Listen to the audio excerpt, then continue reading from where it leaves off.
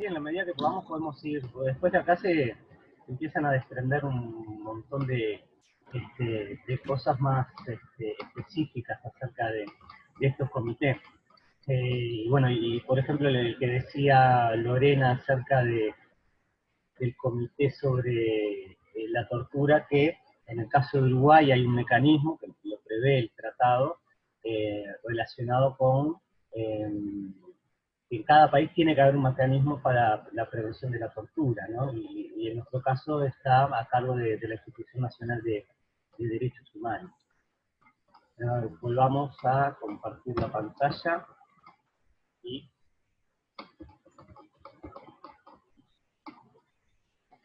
Hola. Sí.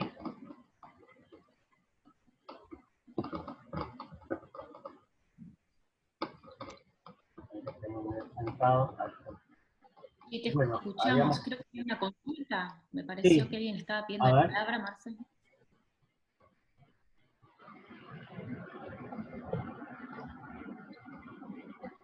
No sé si alguien quería decir algo, que adelante. Bueno, habíamos quedado acá. Después con el tema de los recursos internos, hay que ver que esos recursos, como decía, sean efectivos. Por ejemplo, la Corte Interamericana de Derechos Humanos tiene jurisprudencia sobre el tema, porque muchas veces los estados presentan como excepción preliminar que no se agotaron los recursos internos. Ahora, estos recursos tienen que tener dos características básicas. Tienen que ser eficaces y efectivos. Es decir, eficaces en el sentido de que el recurso que se alega que no se agotó debe servir para el objetivo que se busca. Y después debe ser eficaz en el sentido de que además de eso debe ser útil, es decir, debe dar un resultado. Por ejemplo, en algún caso sobre desaparición forzada, un Estado alegó que si bien se habían interpuesto habeas corpus, había otro recurso en el derecho interno que era la declaración de ausencia. Bueno, ese es un claro ejemplo de un recurso que no es efectivo, porque la declaración de ausencia busca efectos civiles, pero no está orientado a encontrar una persona que está desaparecida y que los familiares lo que buscan es otra cosa y no una solución desde el punto de vista civil. Entonces, ese es un ejemplo de un recurso que no es efectivo. Entonces así sí se agotó la vía interna. Otro ejemplo puede ser utilizar un recurso que sí sea efectivo, como por ejemplo el habeas corpus, y que no sea eficaz porque el Estado dilata la resolución del problema. Y bueno, ¿qué tan dilatado debe ser? Eso depende de cada caso, no puede haber un criterio. Sí. Marcelo, mira, tengo lo que ha establecido la Corte respecto a lo que son los recursos, para que sean eficaces. Dice, significa que estos recursos sean capaces de producir el resultado para el cual han sido concebidos. En palabras de la Corte, un recurso puede volverse ineficaz si se le subordina a exigencias procesales que le hagan inaplicable, si de hecho carece de virtualidad, para obligar a las autoridades resulta peligroso para los interesados intentarlo o no se aplica imparcialmente. Exacto. Entonces, la dilación de estos recursos va a depender de la complejidad del caso. Si es un caso muy complejo, bueno, puede ser entendible que un Estado demore un par de años en resolver un juicio. Pero si es un caso sencillo, ahí no estaría justificado. Entonces ahí una de las cosas que hay que analizar para ver si hay o no retardo injustificado es la complejidad que tiene el asunto en particular, ¿no? Y hay que analizar caso a caso. Bien, veamos ahora los mecanismos extraconvencionales. Recordemos que estamos en el sistema universal. Tenemos organismos extraconvencionales, es decir, que no son creados por una convención. En este caso vamos a ver órganos creados por la Asamblea de la ONU, la Asamblea General. Y tenemos la Comisión de Derechos Humanos, que fue creada en 1946, y que luego en el 2006 fue sustituida por el Consejo de Derechos Humanos. Bueno, acá hay una larga historia de la comisión que en los últimos años de su existencia había tenido una, digamos, había perdido un poco la confianza a nivel internacional y había sido objeto de ciertos actos de los estados que lo utilizaban más desde el punto de vista político que más para la protección de los derechos humanos. Un claro ejemplo era que constantemente todos los años Estados Unidos denunciaba a Cuba frente a esta comisión y bueno, y eso desvirtuó un poco el trabajo de la comisión. El tema termina en que en 2006 se cambia por un Consejo de Derechos Humanos que ofrece una protección mucho más interesante a los derechos humanos que ahora lo vamos a ver. Y bueno, y en el 93 tenemos el Alto Comisionado de las Naciones Unidas. Veamos esta Comisión de Derechos Humanos. Creado por el Consejo Económico y Social. Acá tenemos un par de resoluciones importantes de esta comisión, que, recordamos, luego se fue sustituida por el Consejo.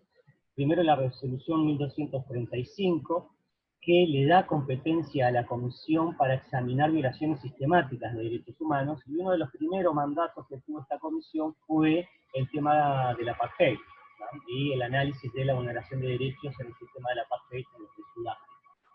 Y luego tenemos la resolución 1503, que luego se modifica en el año 2000, que permite recibir comunicaciones confidenciales, es decir, que las personas o grupos de personas presenten denuncias frente a esta comisión. Y aquí tenemos el Consejo, creado por la Asamblea General, que sustituye a la antigua comisión y empieza a funcionar en el 2006, y al año siguiente adopta dos resoluciones que se denominan el paquete de construcción institucional, que allí vamos a encontrar todas las competencias y toda la actividad que puede desarrollar el Consejo, ¿sí? Que es lo que vamos a ver ahora, que está en estas dos resoluciones. Aquí tenemos 4 puntos importantes de actuación de este órgano. El primero, el examen periódico universal. El segundo, la existencia de un comité asesor, que justamente lo que hace es asesorar en investigaciones cada vez que el Consejo se lo solicita. Luego hay un grupo de expertos sobre derechos de los pueblos indígenas. Y por último, el foro social, que se centra en el análisis del tema de la pobreza y los derechos económicos, sociales y culturales. Veamos el examen periódico universal, que es bien novedoso en el sistema de protección internacional. Y bueno, es único en todos los sistemas, ¿no? El único en el que está es en el sistema universal, no en los regionales. Esto tiene cobertura universal para todos los estados de las Naciones Unidas. El examen lo realizan los propios estados. Luego de terminado el examen, se realiza una serie de recomendaciones, y los estados asumen un compromiso voluntario para cumplir con esas recomendaciones. Ahora vamos a ver cómo se procede. Cada 4 años se analiza el cumplimiento de los compromisos que asumieron los estados al momento de ratificar los tratados, ¿no? No se hace un análisis de todos los estados a la vez, se hace en grupos, pero a cada estado le va a tocar cada 4 años. Allí los estados van a hacer una presentación de qué fue lo que hicieron para proteger a los derechos humanos y para alcanzar esa progresividad de los derechos en cuanto al goce de los mismos. Y el Consejo además tiene instrumentos que puede dar ayuda desde el punto de vista técnico a los estados, ¿no? Porque la idea también es establecer un marco de colaboración con los estados y no solo de examinación. Veamos las etapas. Primero, se prepara toda la documentación. Aquí el Estado proporciona información. También se le va a pedir información al Alto Comisionado de las Naciones Unidas, a organismos internacionales, instituciones nacionales, ONG, etc. Y acá algo muy interesante que no mencionamos cuando hablábamos de, tanto en este caso como en los informes que presentan los estados a los comités, y es que también existen los denominados informes sombra. Es decir, las organizaciones civiles de ese estado tienen la posibilidad de presentar informes también, y va a la sombra del informe del Estado. Entonces así tenemos la posibilidad de contar con varias versiones de los hechos. En general, los estados van a presentar informes estableciendo que han hecho todo lo posible, que en su estado se cumplen todos los derechos de forma magnífica, etc. Los informes sombra, los informes de las organizaciones civiles u ONG, nos van a plantear esa otra visión que nos va a permitir comparar si eso que dice el Estado es tan así o no es tan así. Entonces es un elemento muy importante que los organismos internacionales van a tener a la hora de analizar la situación particular de un Estado, ¿no? Y ni que hablar de una competencia muy importante de los órganos, de los comités, sobre todo, que es la posibilidad de pedir información. Los Estados están obligados a dar información cada vez que un comité se lo solicita. Bueno, entonces aquí tenemos la preparación de la documentación para presentar ante este proceso. Luego se arma un grupo de trabajo, que está integrado por todos los estados que están en el Consejo, Como decíamos, acá no se analizan todos los estados de las Naciones Unidas a la vez, sino que se hace por etapas.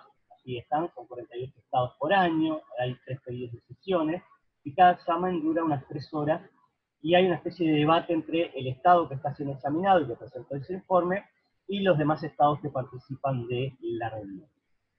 Cada estado es examinado por 3 relatores. Estos 3 relatores se les denomina en este procedimiento la troika, ¿no? Porque son 3, es el nombre, digamos, coloquial que tiene, y la troika la característica que tiene que tener es que los relatores tienen que ser de diferentes grupos regionales. Como sabemos, las Naciones Unidas tienen una división en regiones, y la idea es que si se analiza un país de América, los 3 relatores no sean de ese país de América, ¿verdad?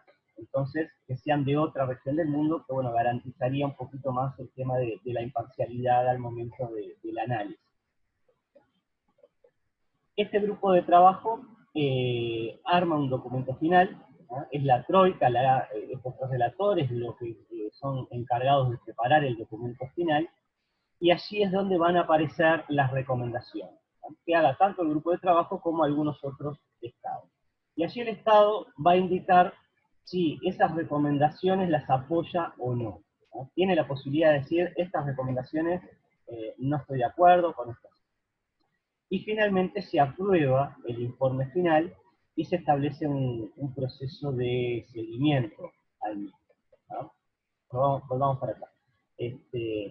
Y allí existe el compromiso voluntario del Estado de darle vía a esas recomendaciones que surge el documento final.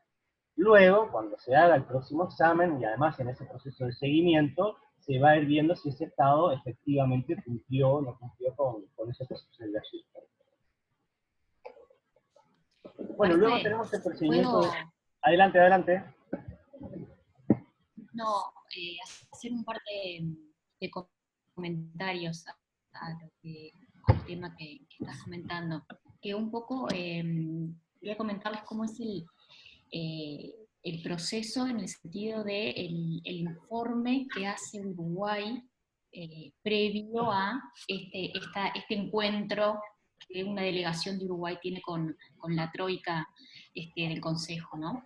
Y es interesante porque hay realmente un proceso de recolección de información muy importante por parte del Estado, ¿no? Es decir, ese EPU, que es este informe, el Estado uruguayo lo prepara con mucho tiempo, ¿no? Es decir, el Consejo le va a hacer preguntas concretas al Estado uruguayo, ¿no? Con respecto a esto, a compromisos anteriores que había realizado en anteriores informes, y le va a pedir, obviamente, que justamente brinde un detalle de cómo está cumpliendo con sus compromisos internacionales, ¿no? Y todas las obligaciones que ha asumido en materia de derechos humanos. Entonces, se imagina que ese informe es enorme, ¿no? Entonces, se centraliza la creación de ese informe en la Dirección de Derechos Humanos de la Cancillería. Entonces, ¿qué hace la Dirección de Derechos Humanos de la Cancillería? Que tiene que velar por el cumplimiento de estos compromisos internacionales, que diga cómo está cumpliendo, cómo se está dando cumplimiento a esas obligaciones, ¿no? Por ejemplo, en materia de derechos económicos, sociales y culturales, y acá nos toca directamente, ¿no? El derecho a la vivienda, ¿no? Que es un derecho social. ¿Qué institución, ¿no?, puede informar sobre cómo se da cumplimiento con políticas públicas concretas a garantizar que todos los uruguayos y uruguayas y los residentes en nuestro país gocen efectivamente del derecho a la vivienda? ¿Qué institución se les ocurre? El Ministerio de Vivienda, ¿no? Es uno de los órganos fundamentales en ese sentido. Entonces, va a pedir al Ministerio de Vivienda que informe cuáles son las políticas públicas que está realizando en ese sentido, para cumplir con ese gran objetivo de que todas las personas tengamos acceso a una vivienda digna, ¿no? ¿Cuáles son las políticas concretas? ¿Qué pasa con el derecho a la educación? Se va a pedir a la ANEP, a la Universidad de la República, que informe cómo se está garantizando este derecho a la educación, cómo se garantiza que todas y todos efectivamente accedamos y cuál es la calidad de la educación que estamos teniendo, ¿no? Entonces, ahí, con toda esa información que va proporcionando el Estado, realiza un gran informe, hay algo que se llama informe de camino. Cada 2 años el Estado uruguayo empieza a realizar ese informe y presenta un informe de avance, ¿no? Y luego, que luego va a terminar con un gran informe, ¿sí? Ya para cuando lleguen los 4 años y tenga que presentarse el informe general, ¿no? Pero es decir, todo el Estado participa en la construcción de este informe que tenemos que presentar al Consejo, ¿no? Se forma muy dialogada con todas las instituciones. Y a la hora de asistir directamente a rendir el informe, se organiza una delegación con funcionarios del Estado que participan en sectores claves, o sea, va un delegado de ANEP, por ejemplo, de nuestra institución, va un representante a informar de primera mano a la Troika cómo se está cumpliendo con el derecho humano a la educación, ¿no? Es decir, para cara a cara, un funcionario, una autoridad, va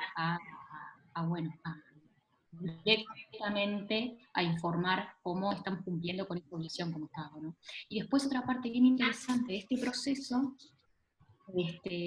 es cómo se produce un diálogo interactivo, ¿no? Se llama así justamente como se denomina, que es en este diálogo que tiene la Troika, ¿no? Con miembros del Consejo, con el Estado, con los representantes del Estado, que como decía, no van a ser solo funcionarios diplomáticos, sino que van a ser autoridades relevantes del Estado que van a ir a informar de primera mano, van a participar también todos los Estados miembros del sistema, ¿no? Es decir, todos los Estados miembros del sistema de Naciones Unidas se va a formar una gran reunión en la cual los Estados van a poder preguntarle al Estado sobre alguna situación puntual, ¿no? Y pedirle al lado que cómo está cumpliendo con su educación, por ejemplo, ¿no? ¿Qué está sucediendo en materia de inclusión de personas afrodescendientes, ¿no?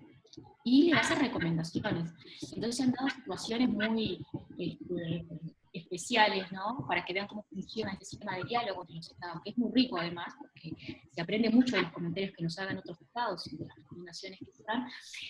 Ustedes saben que hay una situación puntual que se ha dado en los últimos informes, es que a Uruguay que es un país que realmente está muy bien visto en materia de cumplimiento de sus obligaciones internacionales, especialmente en sus obligaciones de derechos humanos, tenemos unas situaciones, hay 2 situaciones puntuales en las cuales a Uruguay se le manifiesta preocupación, ¿no? Y una es la situación del sistema carcelario, y otra situación es el tema de igualdad, equidad en materia de género y violencia de género, violencia basada en género y generación. Entonces, en reiteradas oportunidades, los Estados le preguntan a Uruguay, en diálogo interactivo, qué está sucediendo con esa situación, qué políticas está realizando para modificar esas cosas de violencia, y se le da recomendación. Y es interesante ver cómo todos los países, muchos países preguntan eso, y hay países que sabemos que tienen dificultades en ese sentido, ¿no? Como por ejemplo la República Islámica de Irán, países árabes que sabemos que tienen algunas situaciones complejas en materia de equidad de género, y que así está reconocido internacionalmente por diversos informes, le preguntan a Uruguay sobre esa situación y le hacen recomendaciones puntuales tener políticas fuertes para terminar con la violencia basada en género. Así que bueno, ese es un proceso bien interesante que se da dentro de esto que está hablando Marcelo, y que luego contribuye mucho al informe final que realiza el Consejo. Lore, acá yo tengo un informe de... ¿Me escuchan? Sí. ¿Se escucha o no? Sí, sí, sí. Que tengo un informe justo a mano del Consejo Económico y Social, y da como un poco lo que está diciendo Lorena. Es una... Creo que hay un micrófono abierto que está... Yo no escucho. A ver si se puede silenciar el micrófono a alguien, no sé. ¿Ahora se escucha? ¿Sí? Sí. Lo que dice que Uruguay ve el... Ahora, no escucho nada. A ver ahí, capaz. Ahora sí. Que dice que ve que hay interferencia. A ver si me escuchan ahora. Pasa que tienen que silenciar todos los micrófonos porque hace retorno. ¿Se escucha? ¿No? No se escucha. Me fijo a ver quién tiene abierto. ¿Me escucha? No, ahora nadie tiene abierto el micrófono. ¿Tú me escuchas bien? ¿Sí? Sí, sí, sí, sí. Bueno, acá dice, el principal motivo de preocupación del comité, por ejemplo, todo lo que tiene que ver con la cantidad de accidentes de trabajo provocados por la falta de cumplimiento de las normas de seguridad, por ejemplo, la situación de los niños en el Uruguay con respecto al trabajo infantil, la desigualdad en el trabajo de hombres y de mujeres, y después también en la inversión en materia de educación y salud, como que es todavía insuficiente e inadecuada. Es un informe del año 97. ¿Me escuchan? Sí. Era...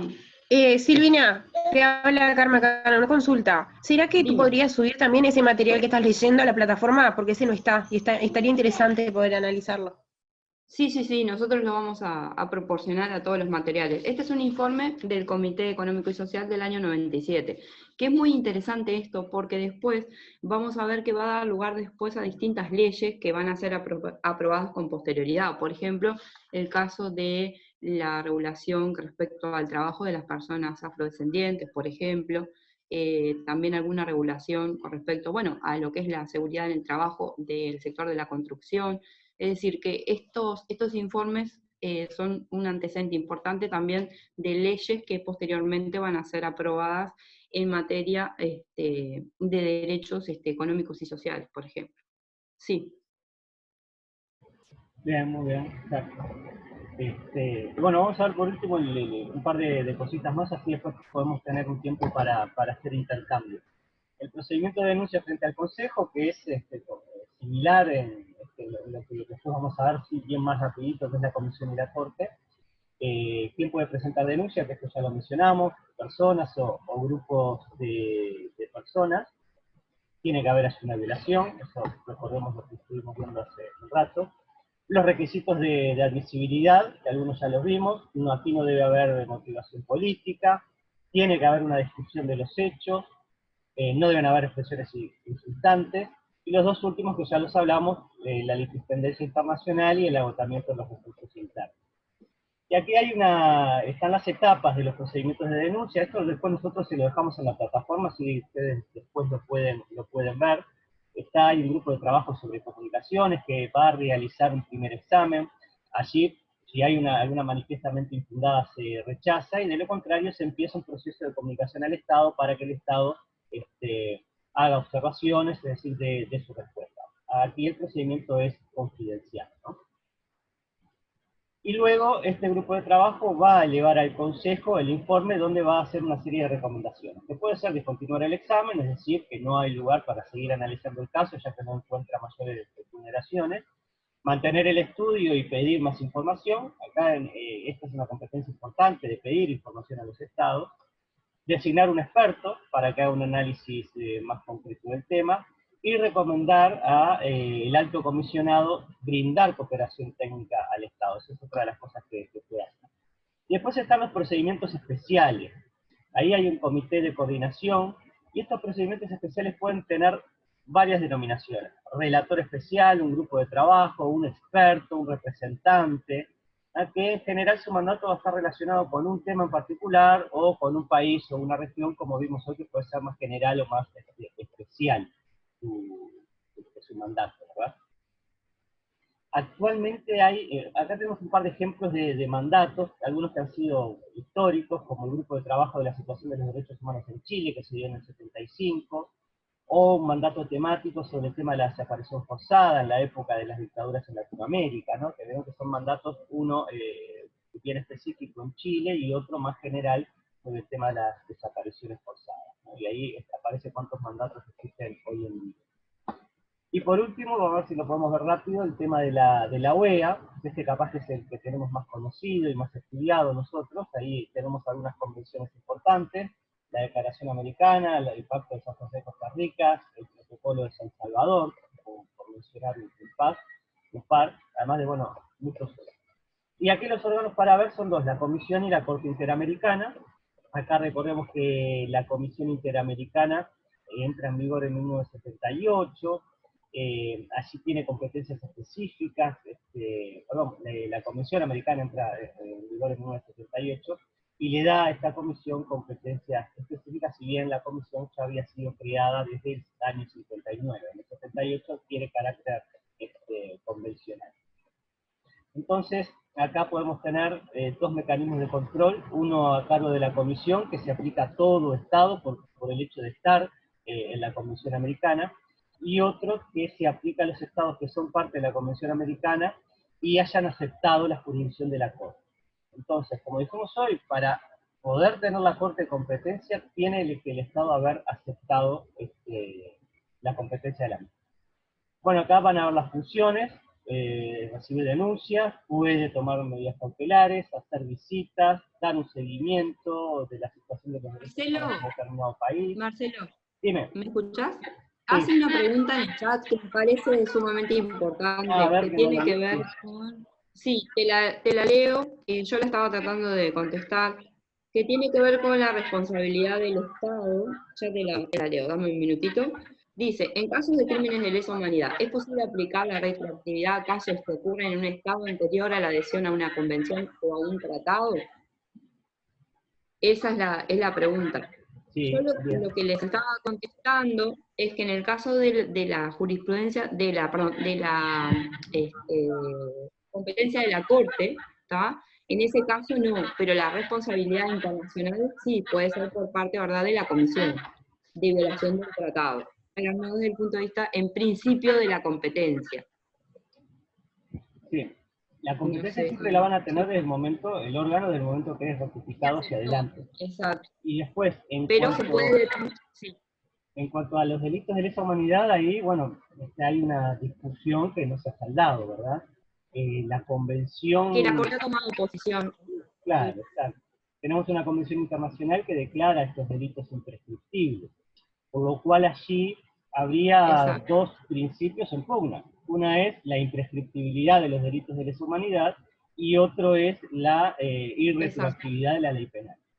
Y bueno, no hay consenso en el tema. Tenemos nosotros algunas sentencias en nuestro país, que después en la última sesión vamos a estar analizando, donde la Corte ha adoptado la decisión de que prima el principio de no retroactividad de la ley penal. Y bueno, así que sucede, porque en realidad la convención obviamente fue ratificada por el Estado de forma posterior. Allí algunos retrotraen el tema de la imprescriptibilidad de los delitos de lesa humanidad a los tribunales de Nuremberg, en donde allí ya la comunidad internacional había adoptado esta posición de no permitir la prescripción de estos delitos.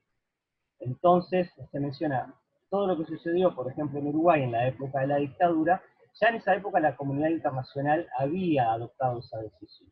Bueno, además se puede llevar el tema a que son normas de Wisconsin, es decir, que es parte de ese orden público internacional, y a partir de allí adoptar la decisión de que estos delitos son imprescriptibles y que tienen aplicación retroactiva. Lo claro es que desde que se adopta la convención hacia adelante serían imprescriptibles. El problema está con ese periodo que en el caso de Uruguay abarca la década del 70 y parte del 80, ¿no? Pero hay posiciones encontradas al respecto y no hay unanimidad. No sé si más o menos ahí la pregunta quedó. Bueno, le pasamos rápidamente esto, que ustedes después lo van a leer, así vamos terminando. Acá está el tema de presentar denuncias, que es igual a lo que ya vimos. Acá hay un plazo de 6 meses para presentar las denuncias frente a la comisión.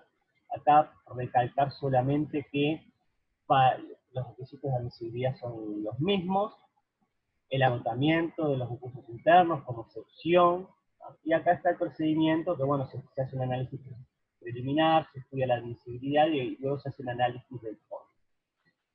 La comisión puede adoptar medidas cautelares, ¿no?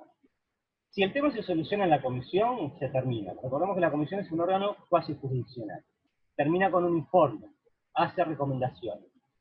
Ahora, si allí no se soluciona el problema, se puede ir a la Corte Interamericana, que es un órgano jurisdiccional, y quienes pueden presentar denuncias aquí solo son la Comisión Interamericana y cualquier Estado, ¿no? Y las denuncias las puede presentar tanto una persona o un grupo de personas o un Estado que denuncia a otro. Y acá está la competencia más importante de la Corte, que son la competencia contenciosa y la competencia consultiva, ya que la Corte puede emitir lo que se llaman opiniones consultivas, ¿no? Bien. Quedan 2 minutos, no sé si reenganchamos ahora en un rato. ¿O alguien tiene alguna pregunta, algún planteo para hacer? Estaríamos en tiempo, Marcelo, me parece. Hay una pregunta en el chat, te la paso a la pregunta, perdón, te la leo a la pregunta. A ver, Sí. dame 2 minutos que ya la busco. Es sobre la legítima